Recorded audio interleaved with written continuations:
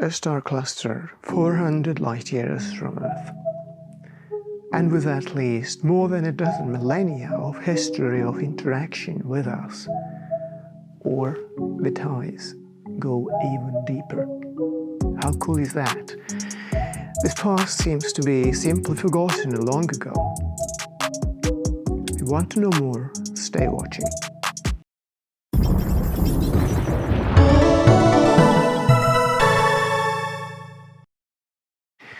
For more than a century, many scientists have been fascinated by the idea of using radio in search of an answer to the question of whether there is intelligent life in the universe. A fun thing with this is that if someone out there watched the conducted research and knew a little bit more about what evidence is already available on Earth on that matter, that alien entity would have surely came to the inescapable conclusion that, be it elsewhere as it is, on this planet, life has maybe not yet reached a point where it could be called intelligent.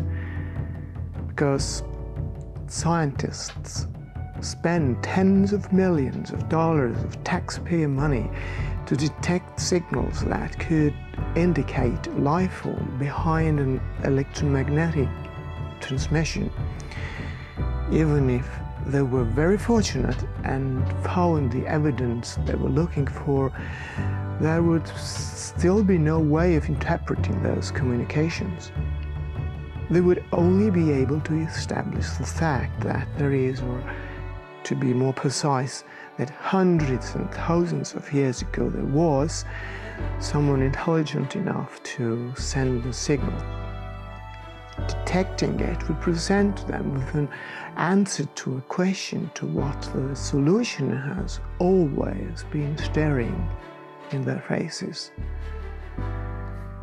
Throughout human history, the myths and stories and images that accompany them have made it clear that life forms elsewhere not only exist, but also have visited Earth, already maybe as far back as tens of thousands of years ago.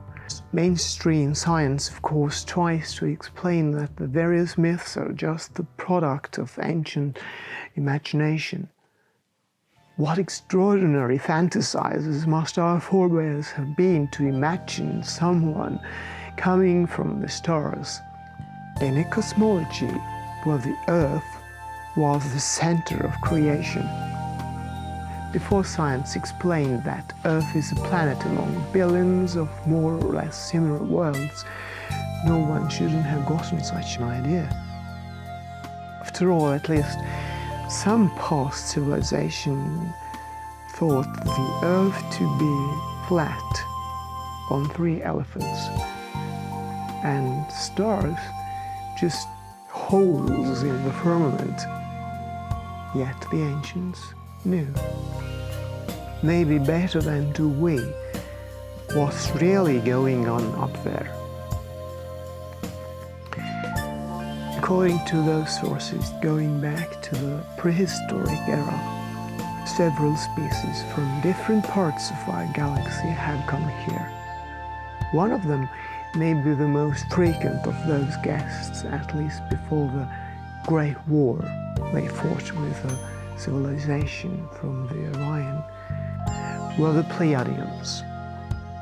The oldest artifact displaying the 7 stars of the Pleiades, visible to the naked eye of those thousands that actually are there, can be found in a prehistoric cave in Lascaux, France, dating back about 16,000 years.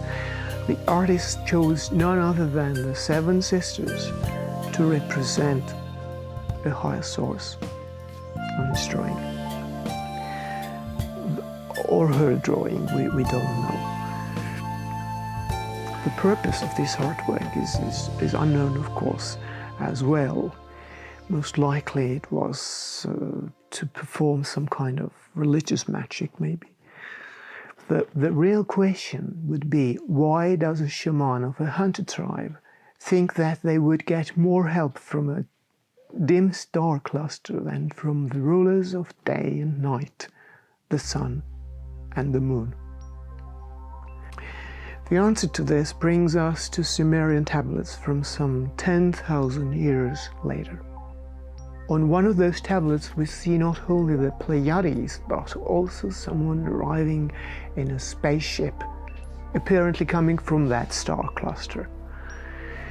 While the Sumerians give us a recorded document, they are far from being the only ones to talk about it.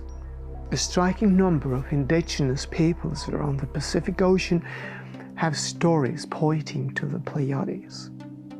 Native Australians, dozens and dozens of indigenous tribes in both North and South America, Pacific Islands, Japan, and even India, all have the Pleiades in their mythology. Peoples in the Pacific region, as well as Sumerians and many others, even believed that human ancestors themselves once came from the Pleiades. By the way, with Egyptians it was different. According to their religion, Osiris and Isis came from the Orion Belt, and that's where they believed all human life originated from. But creation stories all over the Pacific link humans to beings from the Pleiades. For example, indigenous Hawaiian people have in their mythology that many thousands of years ago, beings from the Pleiades came to a now sunken continent in the middle of the Pacific Ocean. The continent was called Mu. Pleiadians lived there until the Great Flood. Hawaiians consider themselves to be direct descendants of the inhabitants of Mu. Other native peoples have similar stories. Now, considering the great depth of the Pacific Ocean, it has been suggested that maybe Mu wasn't a continent after all. Perhaps it was an enormous spaceship instead. In the Sumerian religion, all their religious pantheon, starting from the three main gods, Anu, Enki, and Enlil, came from the Pleiades that they called Mulmul, literally the stars, since those stars were considered by far the most important of the heavenly bodies. In the Greco-Roman tradition we find the references to a great cosmic war. Orion was chasing after the 7 daughters of Atlas and Pleione. Orion won, and the 7 daughters fled to the stars. I guess since then we've had some relative abandonment. Most stars in the Orion belt are located further away than the Pleiades cluster, and therefore for Oronians the operations on Earth could be probably a great deal more inconvenient. After a temporary presence about 10,000 years ago in Egypt and building the pyramids there, they too seem to have left. I wonder if the recent technological triumph we're currently enjoying could be a prelude to a new contact. And if so, does this mean some new set of gods would present themselves to us? Or is it a comeback of some long-known old friends? The near future might give the answer to this question. What do you think? Give us a comment. And if you would like to be notified when the next video will be published on this channel, please also consider subscribing. Till next time, bye.